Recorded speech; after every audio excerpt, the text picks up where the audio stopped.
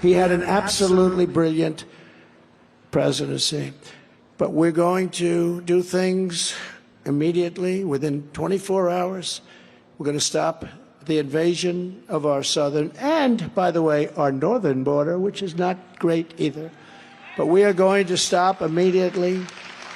And we have great people like Brandon Judd, Border Patrol, the people at ICE, Tom Homan, who's fantastic, Central Casting. We have great, they'll do it within 48 hours. Like the caravan I told you that's on its way up, they wouldn't have caravan. Well, they had caravans when I came up with the name. I believe they'll say, oh, it wasn't really you, it was somebody. I believe I came up with the name because they started forming these caravans. And they don't put their best in those caravans. You know, these countries are very smart. They put people that they don't want to have in El Salvador and Honduras, in Guatemala, in other places. And many of them now are coming from parts of Africa. Yesterday they had 18 people they got from the Congo, and four of them were from jails. By the way, our prisoners are like the nicest people in the world compared to some of the prisoners that our country is taking right now.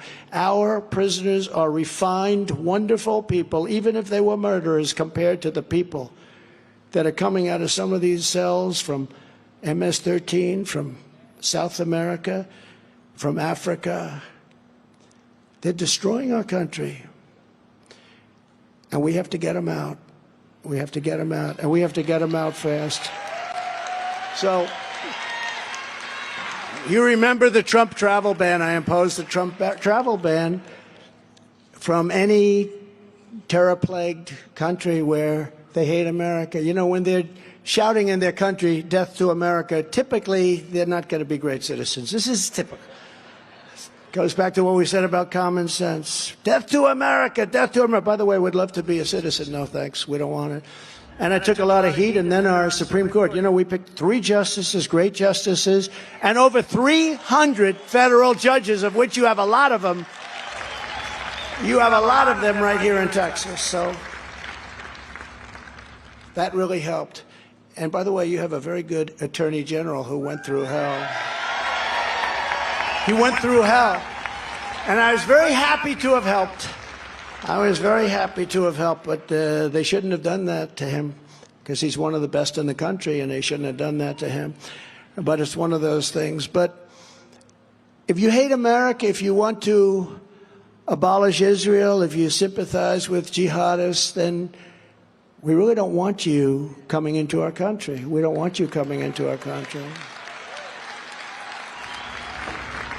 So we have an election coming up, and if you remember, and I know everyone here probably does, I only see very few, very, very young, but I do see young audiences now. We have the youngest audience. I noticed in the polls that have really been spectacular. We're leading DeSanctimonious by 54 points, 60 points. 61 came out today. We're at 70, almost 70, 69, and he's at like 8. It's like a wounded bird falling from the sky. Oh, who is that? Oh, that's Ron DeSanctimonious. Look, if I endorsed Louis, if Louis was down and out like DeSanctimonious, and I said, Louis Gohmert, I'm going to endorse you, it's going to bring you back. And then he goes out and he's down and out, he's got no chance. I endorse him, and then he goes like a rocket ship up, right? And then they ask 4 years later, then I got him through the general election also. But 4 years later, they come to Louis Gohmert, they say, sir, would you like to run for president against the president? Louis Gohmert would say, no, I can't do that because what he did for me was life-changing. Ron DeSanctimonious was looking for jobs. He ran, he was at 3%. The leader was, I think, in the 40s, right? Like 42, 43. The leader had almost $30 million in the bank. He was the very successful agricultural commissioner of Florida, which is like the second position in Florida after the governor. And he was there for 8 years, and his whole life was to run. But I didn't know him. And DeSanctimonious came to see me. Would you do it? Tears in his eyes. Nobody would even believe it. I don't know if he was wearing those same boots. I didn't notice that. I don't care either. That I don't care about. But tears in his eyes, he said, sir, if you endorse me, I think I could win. I said, Ron, you're doing so badly that if George Washington and Abraham Lincoln came back from the dead and they endorsed you and they would be your running mate in some form, you're not going to make it. So you're really popular in Florida. I'm telling you, sir, it would give me a chance. Now, I didn't know Adam Putnam, but he was supposed to be a good guy. But I didn't know him. I never met him. So I owed him nothing. But a lot of the congressmen, this man right here, more than anybody, and Wesley, because he's so young, he didn't get the full brunt, but there was nobody better than Wesley, and there's nobody better anyway because he's great. Okay? Take good care of him, Texas. Take good care of him. But Louis was right on the front lines, much better than Ron. But Ron was one of about 150 that were out there all the time saying the impeachment hoax #1, impeachment hoax #2, that they're hoaxes, right?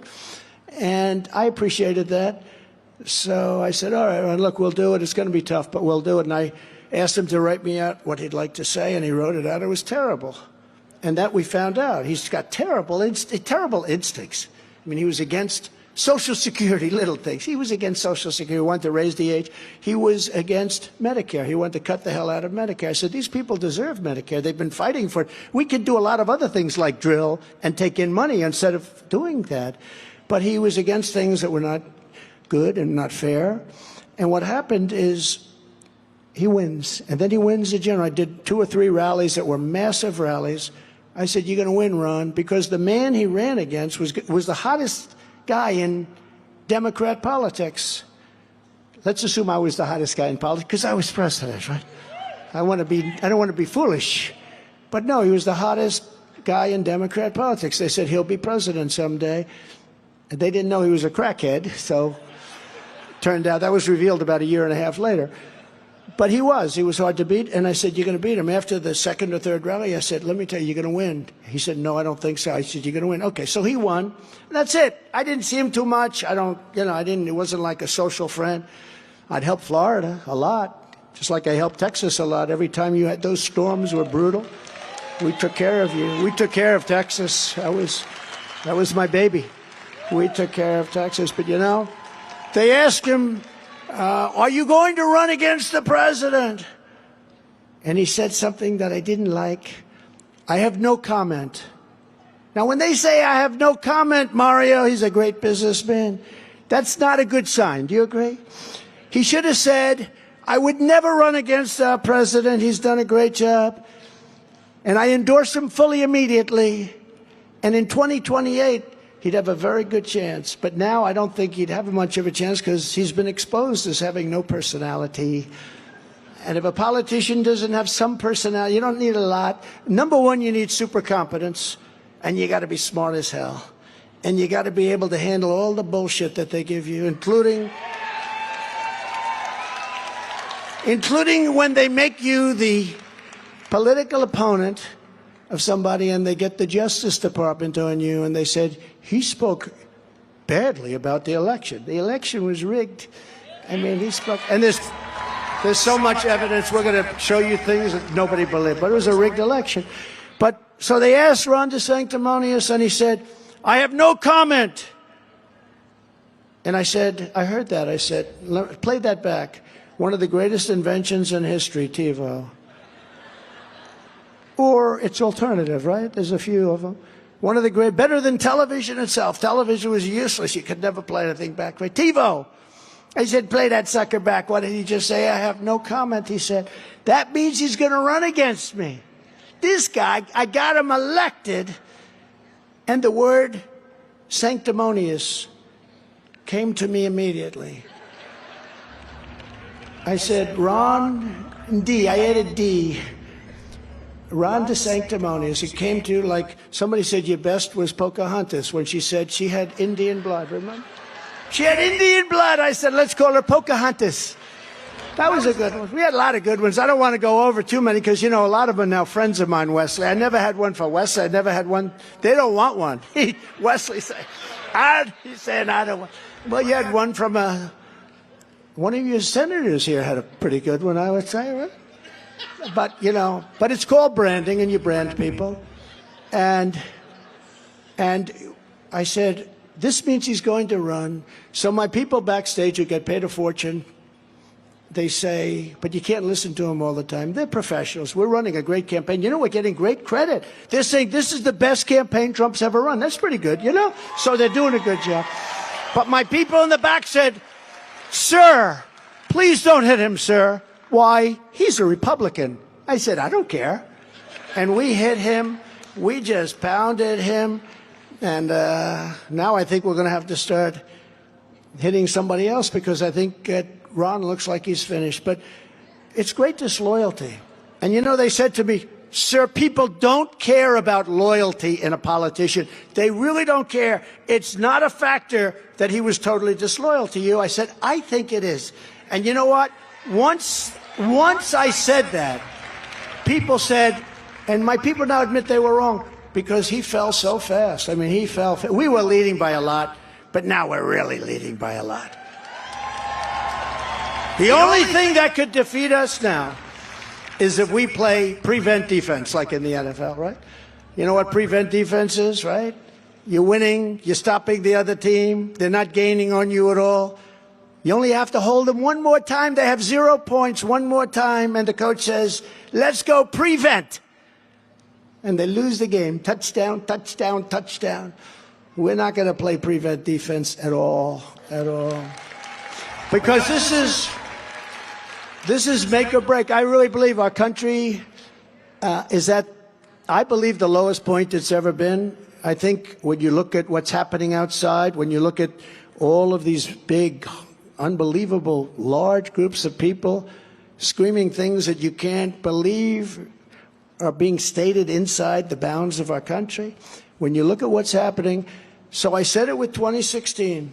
I said, this is the biggest election in the history of our country. And then we did a great job, and I didn't view 2020 that way because the country was on a good path.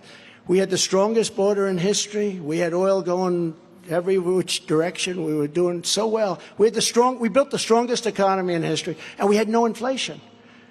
We had no inflation, think of it. We had the strongest economy in history. We had the strongest border in history. We had everything was perfect, right? We were respected all over the world. They didn't know what to make of me, but they had a hard time with me. But we were respected all over the world. We were respected. Somebody said, you were feared. I said, well, that's even better, to be honest with you. But we were respected at a minimum. At a minimum, we were feared, too. And we did all these great things. And one little side note is that I did such a good job on the border that it was no longer an issue. If you remember 2016, I was talking border, border, border. People are coming in, they're being raped, women are being raped. And they said, oh, did he mention the rape word? Yeah, I mentioned it. And they killed me about that. Now they find out that what I said was like peanuts compared to what happens on those journeys up in those horrible caravans. What happens to women is not even describable, and I won't describe it now. But what I said was peanuts. It was baby talk by comparison to the fact. But I did such a good job in the border that when I was running, and we got millions of more votes, so I'm not blaming the border for it. But I kept saying, I want to talk about the border. They say, nobody has any interest in the border, sir, because you've got that thing in such good shape. We had the lowest numbers in the history of our country, including drug numbers, including human trafficking, which is mostly in women, by the way. It's mostly in women. We had the lowest human trafficking numbers in recorded history. We had the lowest drug. We were down 18, 19, 20%, which frankly is good, but it's not nearly good enough. But if you want to really make it down to nothing, give the death penalty to drug dealers. I just don't know if our country is, you know, every drug dealer kills on average 500 people and destroys many families. The death penalty to drug dealers would stop that, if it was meaningful, would stop that immediately. When I was in China, I said to President Xi, who I told you before COVID, I had a great relationship. We really liked each. I got along with all the tough ones, you know, the weak ones I didn't get along with. I don't know what the hell. There's a personality disorder, I guess, right? No, the tough ones. I get along with I got along with all the tough ones. I better not bring up the names because then they'll say, he liked so-and-so or this one. But we stopped the nuclear war with North Korea, I can tell you that, because he was ready. He was ready. If you would have had crooked Hillary, or now I call her beautiful because I moved crooked over to Biden. But if you would have had Hillary Clinton, you would have had a nuclear war. If there was a way of extending Obama, which fortunately there wasn't, you would have had a nuclear war with North Korea. So what happens is the border was so good and so strong, I couldn't talk about it. And I'd talk about, ladies and gentlemen, the border, and they're going like falling asleep on me, right? Today they don't fall asleep. Today they give us standing ovations because we have to do it again. But we had the border to the lowest point. I couldn't talk about it, but we could talk about other things. So we built the greatest economy. We did so many incredible things. Even a thing like Right to Try. Do you know what Right to Try is? If you're sick, you're terminally ill, and I hope there's nobody in this audience that has that. I hope there's nobody anywhere, but they do. If you're terminally ill, you're going to die. We have incredible space-age drugs today that are incredible. We have the greatest technicians and doctors and laboratories in the world, by far. We get knocked off by China and some of the great copycats, but we have the greatest scientists in the world for everything. For military, maybe especially. But we, you know, the super fast, the super duper missile, as I call it, that was our design that they stole from Obama. You know that. Russia stole that design. That was our design that Russia stole from Obama. Okay? They don't talk about that when they talk about classified documents, do they? These fakers. But we have the greatest brains in the world. And we have medicines that can make you better. Or, if not, you're going to know about it fast. But there was a strict prohibition. Nobody wanted to give people the right to have medicine that maybe could make you better because they said, supposing it doesn't work. I said, if it doesn't work, they're going to die. And at least you're going to find out quickly. And it's one of the greatest successes. People would be terminally ill. They'd try to get a medicine. They couldn't get it in this country. It's totally illegal. If they had money, they'd go to Europe or they'd go to China, go to some of the places where they supposedly had cures. It never worked, by the way, almost never. And they'd end up dying. Sometimes they'd die in foreign lands. If you didn't have money, you'd go home and you'd die. You'd go home. Most people can't travel to Europe to find a cure, a possible cure. And I said, what's the problem? The people are going to die. They said, no. We don't want to get sued. They'll sue the country. They'll sue the doctor. They'll sue the company that makes the product. They didn't want it because they didn't want it on their records if it doesn't work because they're far down the line. And nobody wanted it except me. And I said, here's how you solve it. And we got some good lawyers in, and we took liability away from our country and from the companies. We took all the liability away. We told the people, we're going to get you what you want, everything you want. But you can't sue if it doesn't work because you're terminally ill. And they were very afraid of it. You know, we're a very lawsuit-happy country. And now a person goes in and very quickly signs a very simple document saying they're not going to sue anybody. And we are saving thousands and thousands of lives. And even these companies that, so many companies that make the product, you know, they're saying that it's incredible because they find out immediately whether or not it works because these people are very far down the line. So it's called Right to Try. Everybody knows it. Nobody back there wants to talk about it, but it's so incredible. And again, hopefully you don't need it, but it's incredible what's happened. They have done things with medicine that's unbelievable, but you won't be able to use it for 5 or 6 years. You know, we brought it down from 12 years to get approved for a medicine to 5 years, and I was going to have it down to 2 or 3, but there are testing procedures. But we got it from 12 years to 5 years, which was great. But almost more importantly, we have the people that are very sick, that have no hope, have now been given hope, and in many cases, they've been given their lives back, and it's a tremendous thing. One of many, many, many things that we've done with the administration. So just to conclude, this election is the most important. Now, I said it in 2016. You'll say, oh, I didn't say it in 2020. I said it in 2016, and I meant it so strongly, but I mean it much stronger now. This is much more important because our country is ready to fail. We're a failing nation. We're a nation that is in serious trouble financially, militarily. We have no allies. We have no respect. We have no nothing. And I just want to say that it will be the most important vote you cast. And your primary, look, I guess we're in good shape, but I can't say that. You ever hear of somebody in good shape and then nobody goes out to vote? You have to go out to vote. You have to go out to vote. And for the election, you have to go. But you have to call those swing staters and you have to get them to vote, because if we don't win this election, I believe we will no longer have a country. I really believe that. This is a time like no other. When you see what happened in Afghanistan, when you see what's happening on the border, when you see the stupidity that happened with Ukraine and Israel, things that would have never, ever happened, they would have never happened.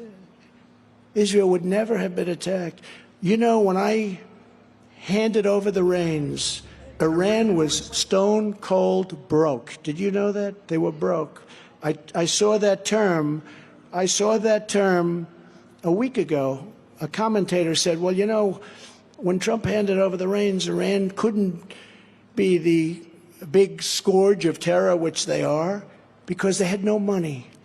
And I told China, if you buy 1 barrel of oil, they were the biggest customer from Iran, you're not going to do any business with the United States. 1 barrel of oil, no more business with the United States. I told it to India.